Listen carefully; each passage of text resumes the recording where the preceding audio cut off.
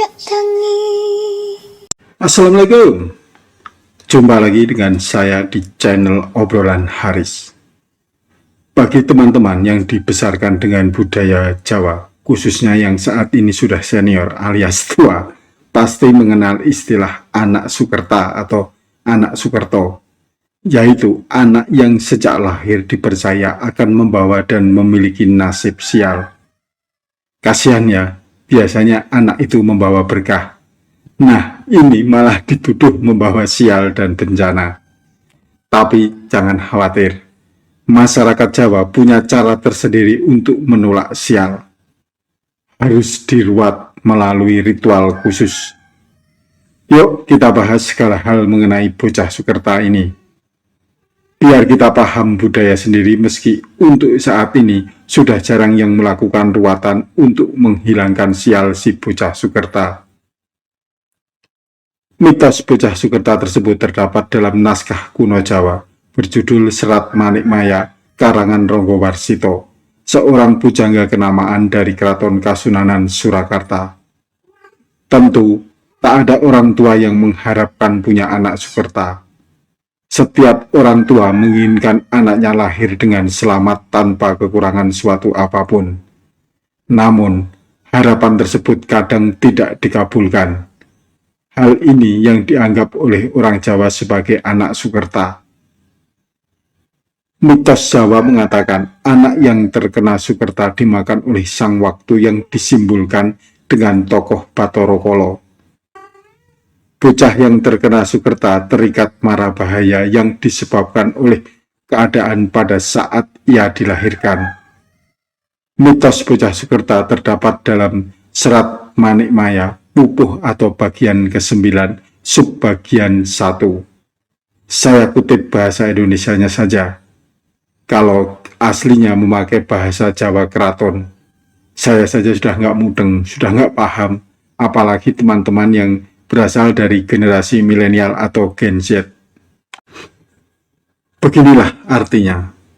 Hai raksasa, ketahuilah sebenarnya saya inilah orang tuamu. Sekarang aku beri nama Bathara Kala karena lahirmu ke dunia saat Candi Kala. Kamu aku beri tempat tinggal di Nusa Tembini dan kamu bakal aku beri kuasa untuk memakan anak Sukerta yang memang menjadi mangsamu. Lalu, bagaimana agar anak Sukerta tak kena petaka atau sial?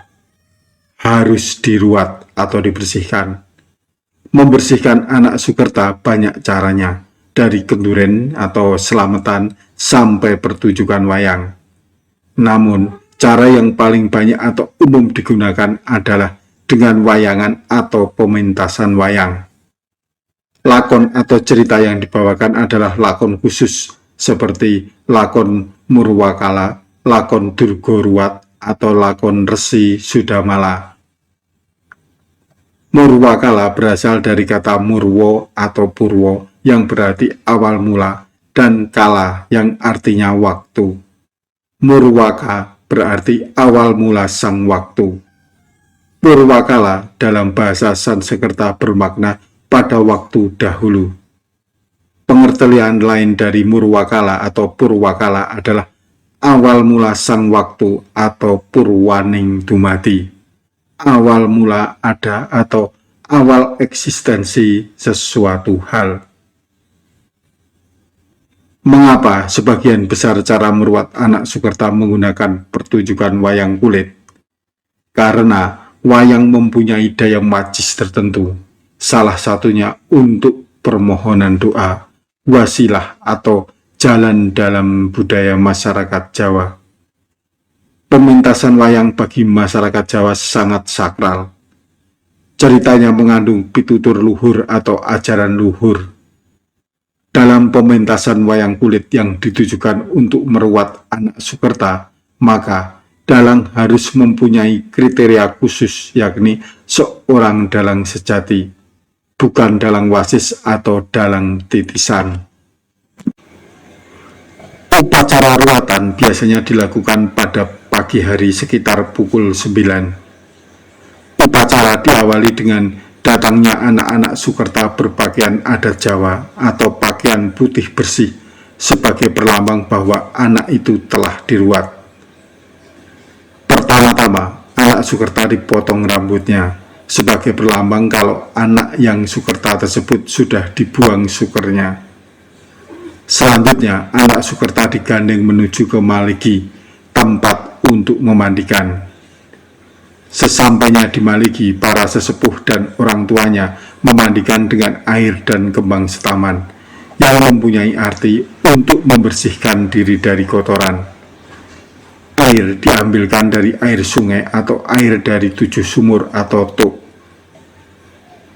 Setelah selesai siraman atau dimandikan, anak Sukerta dibawa ke kamar rias untuk diganti pakaian serba putih. Kemudian dilanjutkan dengan sungkeman, yaitu minta doa restu kepada kedua orang tuanya dan para sesepuh.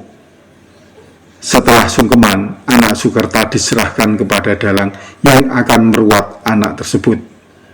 Dalang membawa anak Sukerta tersebut ke belakang kelir atau layar yang sering digunakan dalam pementasan wayang untuk diruat. Kemudian yang terakhir, melarung pakaian yang dikenakan pada saat siraman sebagai tanda keikhlasan dan sekaligus pelajaran tentang kesadaran bahwa manusia tidak berhak memiliki apa yang digelar di dunia, karena semua yang digelar di dunia ini pada hakikatnya adalah milik Tuhan, dan manusia hanya diberi kewenangan memanfaatkan titipannya tersebut. Ruatan adalah prosesi yang sakral dan khusyuk serta keramat. Maka, dalang di dalam melaksanakan upacara ruatan itu tidak boleh semaunya sendiri, tetapi harus dilakukan dengan khusyuk penuh kesakralan. Begitu pula si anak Sukerta, orang tua dan semua penonton harus mengikutinya dengan khusyuk. Dalam melaksanakan ruatan, ada yang hanya cukup dengan kenduri atau pengajian, ada pula yang mengadakan pertunjukan wayang kulit. Ruatan sendiri syarat akan perlambang dan ajaran-ajaran kehidupan. Secara simbolis menggugah kesadaran manusia atas pengakuannya bahwa di kehidupan dunia ini tidak hanya ditempati oleh manusia saja, tetapi juga terdapat keterikatan dan keterlibatan dengan alam semesta. Semua itu tersirat dalam rangkaian sesaji sebagai salah satu syarat diadakannya ruatan. Sesaji dalam ruatan antara lain terdiri dari tanaman buah-buahan yang tumbuh di sekitar kita, seperti polo kesimpar. Wujudnya bisa labu, semangka, bliwah, dan lain-lain. Lalu polo kepedem seperti ketela, kacang, gembili, uwi, ganyong. Polo gumantung seperti jeruk, belimbing, mangga, jambu, dan lain-lain. Dilengkapi pula dengan pisang mas, pisang raja, daun sirih, serta kemenyan atau dupa, dan jenewer atau arak. Ada pula dari jenis hewan yang dijadikan sesaji, antara lain kewan darat, yaitu sepasang ayam, kewan iber-iberan, burung dara atau kepoda, kewan banyu, ikan lele, ikan water, yang semuanya itu mengajarkan kita tentang falsafah hidup yang masing-masing telah digariskan untuk menempati posisi yang semestinya, karena semua itu menjadi pelengkap bagi yang lain. Oleh karena itu, siapapun kita, selayaknya bersyukur atas takdir yang telah digariskan. Ada juga bubur merah serta putih, perlambang unsur tubuh kita, darah dan air.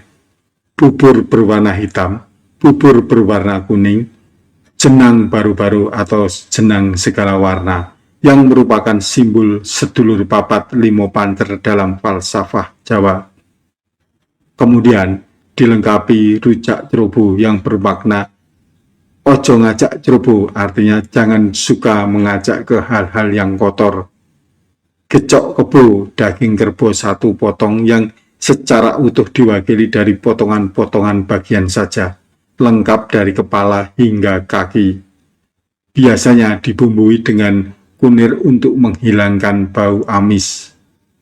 Selain gecok kebo, ada juga gecok pitik yang biasanya dibumbu dengan santan. Gecok pitik itu gecok ayam. Pitik itu bahasa Jawa yang artinya adalah ayam.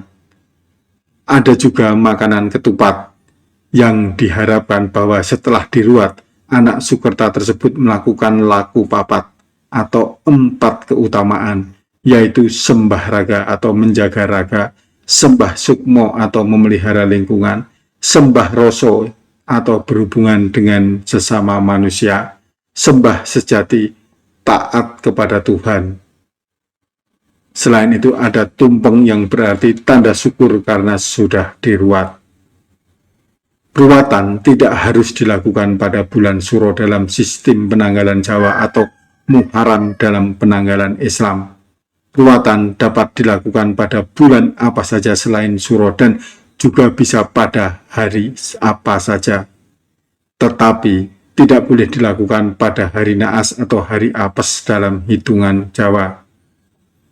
Oh iya, saya sampai lupa belum membahas masalah daftar nama bocah Sukerta.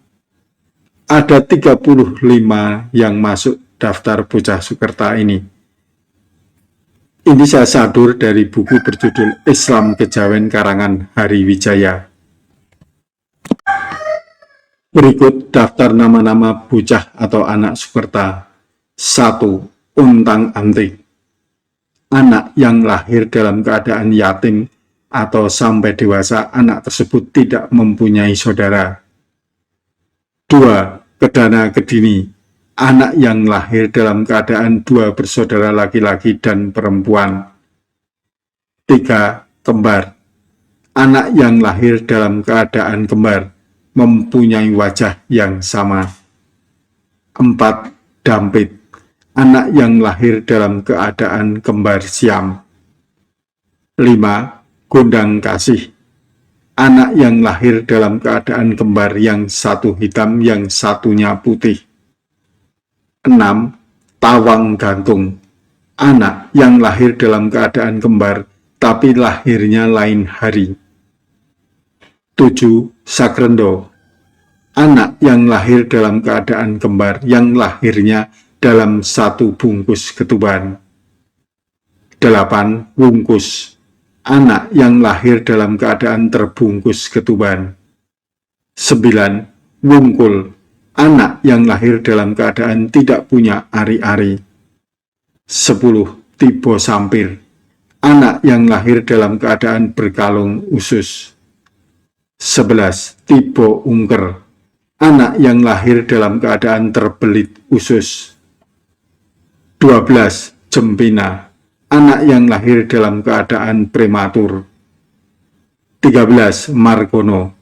Anak yang lahir saat dalam perjalanan. 14. Wahana. Anak yang lahir saat dalam keramaian. 15. Wangi. Anak yang lahir saat terbitnya matahari. 16. Sungsang. Anak yang lahir saat tegaknya matahari. 17. Pujut. Anak yang lahir saat malam hari. 18. Sarah. Anak yang lahir saat terbenamnya matahari. 19. Sekar. Sepasang anak yang lahir dalam keadaan 2 orang perempuan semua. 20. Uger-uger lawang. Anak yang lahir dalam keadaan 2 orang laki-laki semua. 21. Sendang Kapit Pancuran. Anak yang lahir dalam keadaan 3 orang 1 perempuan di tengah. 22. Pancuran Kapit Sendang. Anak yang lahir dalam keadaan 3 orang 1 laki-laki di tengah. 23. Saramba. Anak yang lahir dalam keadaan 4 orang laki-laki semua. 24. Sarimbi. Anak yang lahir dalam keadaan 4 orang perempuan semua. 25. Pancala Putra. Anak yang lahir dalam keadaan 5 orang laki-laki. 26. Pancala Putri. Anak yang lahir dalam keadaan 5 orang perempuan semua. 27. Pipilan.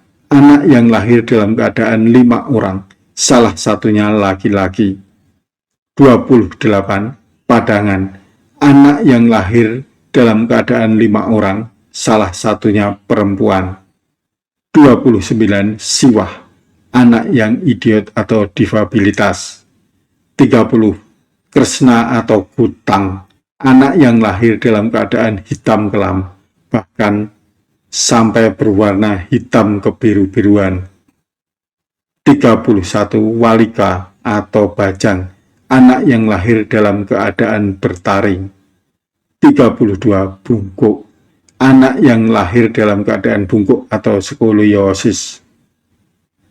33. Dengkak, anak yang lahir dalam keadaan mendongak ke depan atau lordosis. 34. Butun, anak yang lahir dalam keadaan mendongak ke belakang atau kifosis. 35. Wujil, anak yang lahir dalam keadaan cebol. Teman-teman, itulah penjelasan soal bocah Sukerta serta cara membersihkan anak itu agar tak tertimpa musibah. Mungkin sekarang sudah jarang yang mempercayai mitos tersebut. Budaya memang terus berkembang mengikuti perubahan zaman. Kita akan bertemu episode mendatang dengan topik yang berbeda. Sampai jumpa. Wassalamualaikum warahmatullahi wabarakatuh.